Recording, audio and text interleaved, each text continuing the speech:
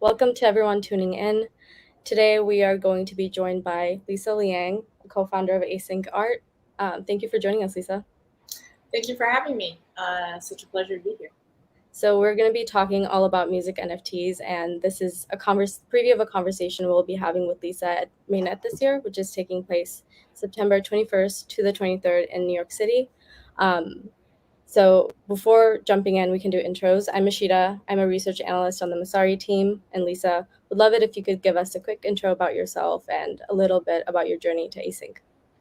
Yeah, so I am a co-founder and CMO of Async Art, the premier creator platform where creators can mint generative music and art without knowing a single line of code. My journey really began meeting my other co-founders in a metaverse called Crypto Voxels. Back then, the space was so much smaller. Everyone kind of knew each other. We participated in some community-funded contests, activations, activities, and just discovered that we worked really well together. A lot of creative ideas just start sparking. And Colin actually had the idea of, because he was collecting crypto art, from Super Rare, Maker's Place, all of that known origin back at that point. And he thought, well, this is all fun and stuff, but what if the collector could actually go into the artwork? What if the collector actually became part of the artwork too? And that's essentially the starting point at which async art began. My hypothesis is that NFTs as a whole, they become way more compelling when the user has something to do with it. There's some utility added to it, dynamic, generative, interoperable, what have you. So and then I was invited to come along for the ride, and I'm happy to be here today. Yeah, that's awesome. So before diving more into music NFTs, we like to ask all our guests this. So if you had to pick, who would be on your fantasy panel for Mainnet? Yeah, wow. And this is for music. So I have four people in mind, and they all have different reasons why I picked them. One of the earliest musicians I talked with as we were doing async music for the first time was Mike Shinoda. He's known for Linkin Park and Fort Minor. Somehow we got a hold of each other. He asked so many intelligent questions, and he, of all people, understood at that point in time, music NFTs were so early, and he wasn't just going to jump in to any project or jump and FOMO into anything. It has to make sense. So when you see a person like that who's very thoughtful and very discerning and to be quite honest, picky about what he engages with, I think there's always going to be a good conversation with that. He did do an async music drop back in 2021, and I loved it. Such an inspiring moment for me as well as an Asian American, to see someone at that level creating something exclusively for your platform. It's just amazing. Second person would be Roneo from Audius. They're a completely decentralized music streaming platform. I actually saw that he's on the speaking panel at Messari, so I think that's just going to be a great fit. He is so nice and very knowledgeable about the space. So I'd love to see him on that panel. A recent person I also met, had the fortunate to meet, was Inder from Pixel. So his company is making music metaverse experiences for what happens after you collect music NFT. So you get the whole, the thing. You got a creator, you got someone who helps you enjoy the music, and then another person who allows the musician to build experiences to further engage your fans. Because I think the overall hypothesis here is really the music NFTs have to make sense. It has to be a value add. And then the last person would be, I hope it's not out of bias, but we have a music guy on our team, Achilles, and he is just full of ideas. He talks a mile a minute, and I think he could just rip off of any idea that lineup of people, and then he might actually make something out of it. So that would be my last person to add to that lineup. Yeah, that's a solid lineup. So, NFTs have been on the rise in the past year, and alongside it, music NFTs. You've given a few examples already, but we've seen Blau, Halik, like Daniel Allen use different platforms across sound catalog to really connect with their fans and build collections. It's slowly on the come up, I think, but in your view, why do you think music NFTs are important to musicians? Yeah, so the more I learn, about how the music industry works, or how like a musician starts out from being independent, and then they have to work their way up, and all these things that they have to do. They have to do tours, they have to make merch, so many different ways that they have to be creative to monetize off of their creative passion. The NFTs could easily become another channel where they could, engage with their fans, but also just crowdsource interest, right? I think one of the person on our team mentioned that buying is now the new liking functionality. When you like something a lot and you want to support the artist, you're essentially, putting down like a ticket or so much with your crypto or your actual cash. And you're showing them that like I believe in you. Basically, I believe in you. I really enjoy your work. Please keep making some more. And it's very much similar to the Patreon model if you think about it. There's people out there who's willing to do the 30, 40, each month of a commitment, and then they get access to unlockable content.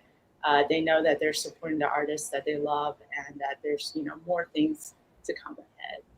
Mm-hmm. Do you think music NFTs then kind of unlock the new model of fans, like going from one to many to one to few? Because then you only have a few fans that are like really doing the buying function, and Yeah, the rest yeah, no, I think that's coming back. a great point. Because if you think about right now, the main way to enjoy music is like Spotify, a streaming service, right? And you have millions of fans, particularly tuning into a AAA artist. But do the artists know who those fans? And out of those millions of fans, which ones are your super fans? Which ones are the ones that's going to come to your concert? Which one's the one who's willing to, I don't know, buy your used T-shirt for like $1,000, right? I mean, that's super hypothetical, but the point being, there's some super fans in those millions of fans, and I think it's just smart for an artist to know who they are.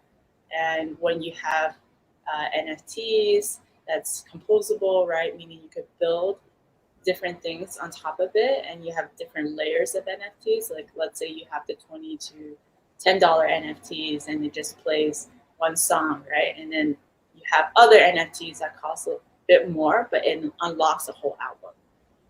Right. Then gives you that segmentation power, gives you more visibility on what type of fans do you have. Because I would imagine someone maybe like a Taylor Swift, if she knew, I actually don't know, maybe I can't speak for her, but if she knew that like some of her top fans really like her acoustic covers, right, then she might be compelled to make more of those. But she wouldn't know right now. Right now, the record labels, they kind of tell you what thing is trending, and then they create kind of following that. Yeah. So, how do you see fans become more of a part of the process of the creators, the creative process, I guess? So, Yeah. there's there's been creators using NFTs to token gate their communities, and those that have access can kind of have a say in their process a little bit. Do you see more of that happening, or what are some other ways fans will get involved? Yeah. I think that really depends on how open the artist is and how they structure it. On our platform, we see artists really want the collectors to come in at every stage of the way, and then there's other artists who are more perfectionistic, I would say, in their creation process, but they do want their audience to come in and enjoy it in many different ways. So there's a lot of different possibilities. You could go in, you could insert in the beginning near the creation process, and then you could also insert near the end when you're done creating. And the process of enjoying music, of sharing the music, can be a whole nother endeavor by itself. Music is because we started with art, I've learned that music is so much more inclusive. It's meant to be shared, whereas fine arts is more about scarcity, more about exclusivity. Sometimes artwork is more rare when you, I guess, hide it in a basement, or like you can only view it at a certain museum, right? Whereas music, if only a certain amount of people can listen to it, it really loses its power, its meaning. It's meant to be spread as far as possible, and that's why you see Pandora and Spotify models really winning the last couple of decades. Yeah, it kind of reminds me of when the Wu-Tang Clan released their One of One record. Yeah, It wasn't yeah. anyone for years. Mhm. Recently, was it a DAO that had I think that went in and bought it. Yeah. an incredible, what an incredible moment. Like that record was just heard by one person this whole time. So switching gears a little bit back to Async. So Async Art is a platform to let creators make generative pieces through art and music. So could you give us a little bit more detail into the platform and the motivation behind it? Yeah, certainly. Do you mind if I share the screen? Yeah, go for it. Great.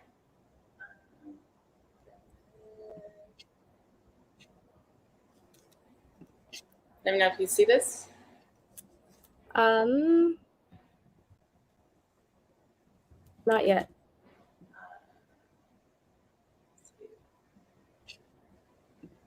Might not be able to. Hold on. There you go. I see it now. Great. Thanks. Yeah, so, as mentioned before, we started as very much a idea of how do we get the collector or more people to get involved into a single piece of artwork, where instead of just, having it be sold, resold. So that idea has definitely expanded since then. That was back in 2020, which we know is like light years in crypto terms.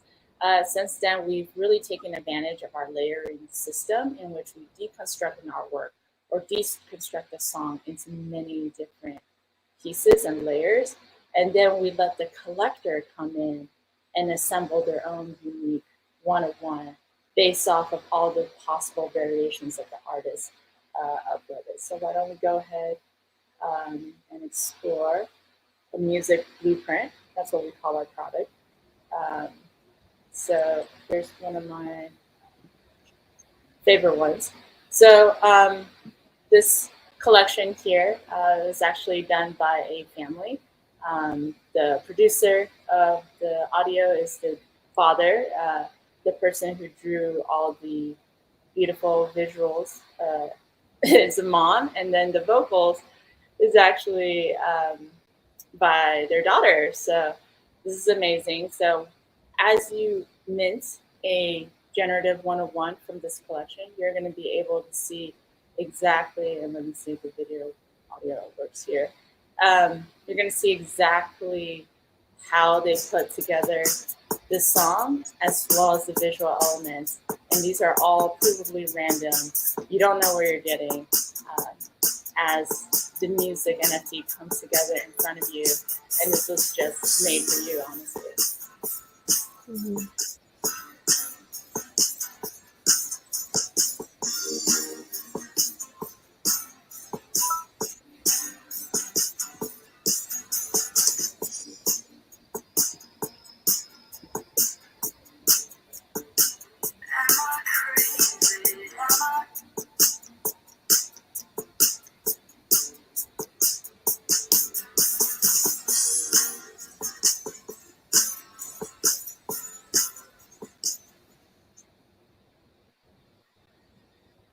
Yep, and there you have it. This was the reveal process for mix number 116 for this collector here.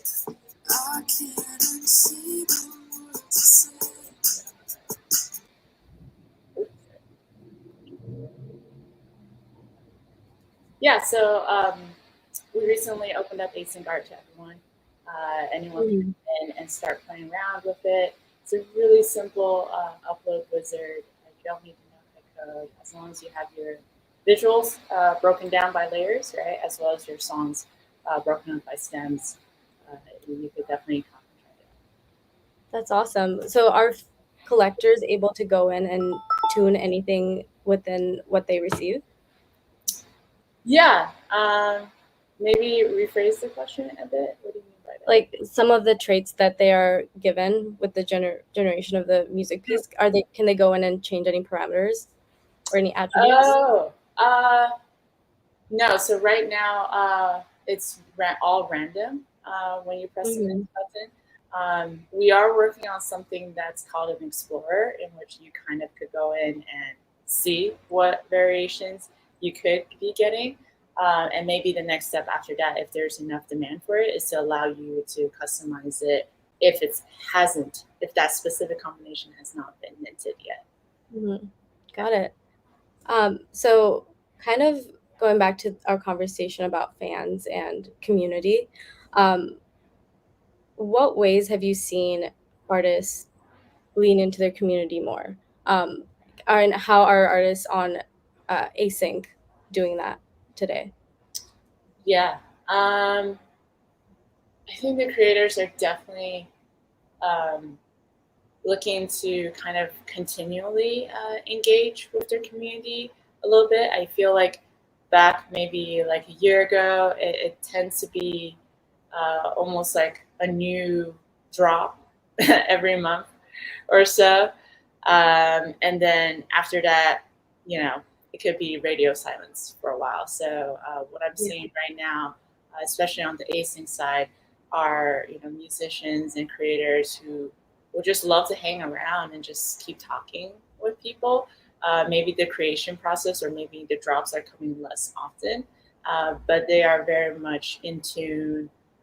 They want to get to know the collectors more. They want to get to know the fans more, see them hang around Twitter Spaces, Discord, what have you. And I think, and there's tools out there that lets you easily grab or view who are your token holders. Mhm. And then, I think it's just a matter of reverse searching or looking at ENS names, getting their Twitter profiles, right? And that's how they're finding each other. And I think it's just so important. I think it's quite shallow to expect that like when you make a big announcement and you've been ignoring your fans for like maybe weeks on end, that you expect everyone to just FOMO in all of a sudden. I think it's definitely like a nurturing process, a process where Mhm. like, you show the community and you're giving back to the community that you believe in this Web3 movement as a whole and what it represents and what is your part in it, and it feels less of a cash grab, to be Mhm. honest. And on Async, I just see a lot of artists buying each other's mints, which I find so encouraging. I think that is exactly how big artistic communities like DeviantArt, Pinterest, and all those, like that's how they got started, and that's how they gain momentum when the artists are actually just like, yeah, just collaborating and talking to each other, very much making friends on their own, right? And it's really recently with the NFT boom that we really saw that the collectors are getting involved too in such a way. Yeah. Yeah. Yeah. It it is such a unique attribute of the NFT community to get everyone involved in the process. So you touched on this a little bit with Mike Shinoda, but what are some of your favorite examples of music NFT collections and the unique ways that different artists have approached putting out collections? Yeah. You know, one of our and I hope this isn't too self plugging, but one of the classical music associations that we worked with, they actually, yeah, remixed one of Mozart pieces and they put it up on Async as a layered experience, as an interactive piece to allow the future collectors to come in not only on NFTs, but to play with a classical piece, like an iconic Mozart piece. So it's like a manifestation of like something old and then something cutting edge new coming together. And then you as a collector get to be at the forefront of that and just play around with the music. And they did an incredible, like, on stage live performance with the musicians who helped make the stems of that piece, and they just live played through a bunch of those variations. And I just thought, wow, this is amazing. Like, this could be a futuristic concert, to be honest. Like, having the someone off stage be able to participate and almost predetermine some variations that goes live on stage. Like, how cool is that? Like, imagine going to Coachella, and because you and your friends, crowdsourced or crowdfunded enough, you bought into the NFT collection like a few weeks before, you changed certain things, and then all of a sudden your variation of that song is going to be playing at Coachella. Yeah, that's really cool. And so kind of going into the monetization side of things, that's still kind of a hard thing to solve, with NFTs generally, but music more so. What do you think music NFTs or like Web3 streaming can do better in order to support artists today? I mean, part of the problem is like there isn't enough of a market yet. But what else do you think is needed for us to kind of have better monetization or paths to monetization for musicians in Web3? Yeah, no, that's a great question. I think it might have to start with more education. I know since we're all so knee deep into Web3 space, it feels like like everyone already knows about us, but it's honestly quite far from the truth. The space in itself is kind of young, hasn't fully matured yet at all. And then music NFTs in itself as a category is even newer. I feel like a lot of platforms have not even attempted to touch it or to broach that subject. In terms of streaming, I would say might need to be an added incentive, right? When you see these big powerhouses like Spotify and Pandora already dominating a streaming space, they have all the war chests, all the resources to get the IPs to drop on them first, right? There needs to be a reason why, and this applies to NFTs as a whole, why I would be listening to a Web3 streaming service. Is it the token models? Is there some kind of value incentive, right? Is it the type of artist, or just knowing that the artists who are streaming on this platform, they're more supported, they're monetizing easier off of my listens, right? So that could be like a really good feel-good moment. I just feel like there's just so much untapped potential, and the whole overarching theme is why this Web3 exists. It has to make things better. It shouldn't just replicate what we already have in Web2. Mm-hmm. So for a new musician who's looking to get into music NFTs or considering going down a Web3 streaming path, what would you advise them and how they can get started? Yeah, I think easiest way to maybe hop on Twitter first, right? Do some research maybe before you even start interacting with people. Follow some accounts, that make really good points, that whose tweets actually resonate with you and your personal philosophy, right? And start hopping into Twitter Spaces. Do more research before deciding on what you're gonna do exactly, and just see if it's right for you. Honestly, I think the space is still very inclusive. People are very friendly. You sometimes get retweeted or get messages from people that you never thought you would be talking to regularly in real life and in another more like mature industry. So that's always very cool. And then when you get to the stage of when you actually have your project ready, or you feel ready to embark on that creative process, I think being firm and very well thought about your intention of what this project is supposed to be also really helps. I think so many times I see artists who made something cool and just wanted to share with the world, and you could get like maybe 2 to 5 people thinking, oh, this is also really cool, right? But never gets the traction that I think they were originally hoping for. Whereas projects whose, intent was, okay, well, this drop is not for monetization per se. This is to collect a community. This is to find who are the fans, what do they like. I want to make this as low price as possible, but as many editions as possible, so I could reach a wider community. And then they, start, making friends on other chains too, on Tezos, on Solana, and then bring them all back in with this first initial collection. I think that would be like the advice and the smarter way to do it. Yeah, so it sounds like the common theme is to lean into community, even as a new person in the space. Exactly.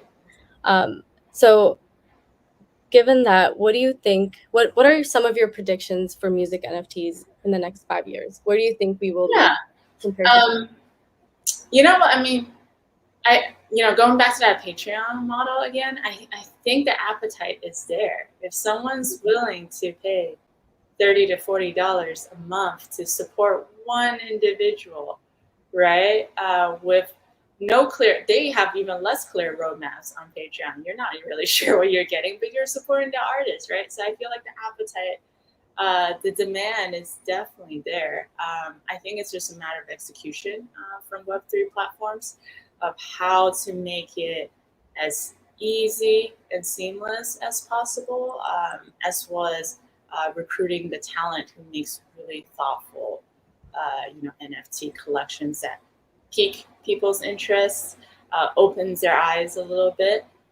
And I think, our creators at Async is always innovative, always trying out new wacky things. And I definitely encourage that. Like, just because the first one didn't work out didn't mean the second one won't, right? Mhm. And we've seen so many people, try and try again, and finally they hit upon the magic formula. And that's absolutely an amazing moment as a creator and as someone who is more on the platform side and watching them from afar. Like that's just great. So I think, the creators economy is definitely coming. I think there will be more and more infrastructure to be built. And when that is more in place, I really think the space will then be able to grow sustainably, have more wholesome community and fan bases. And then, I'm very optimistic. Yeah, agreed. I'm really excited to see where the space goes. There's so many ways to be creative, such as using async art. Like that's amazing that you could just put things together like a Lego and make Yeah, music. yeah. No, Legos is a great analogy. So on that note, Lisa, did you have any more final thoughts on async music or music NFTs before we wrap up? Yeah, I mean, just don't be afraid to experiment. Come check us out. We are open for all. We also, if you're a musician or an artist and you don't want to do the other side of it, right? Come hang out in our Discord. There's plenty of musicians and artists just hang out, looking for a collaborator, right? It is quite an intensive process. Actually, our own internal team have been making our own async blueprints to share with the world, more of a community activation, but also we need to eat our own dog food, right? We need to understand exactly what the process is. So that's how we're going to be able to build a better tool for you guys. And then, look forward to it.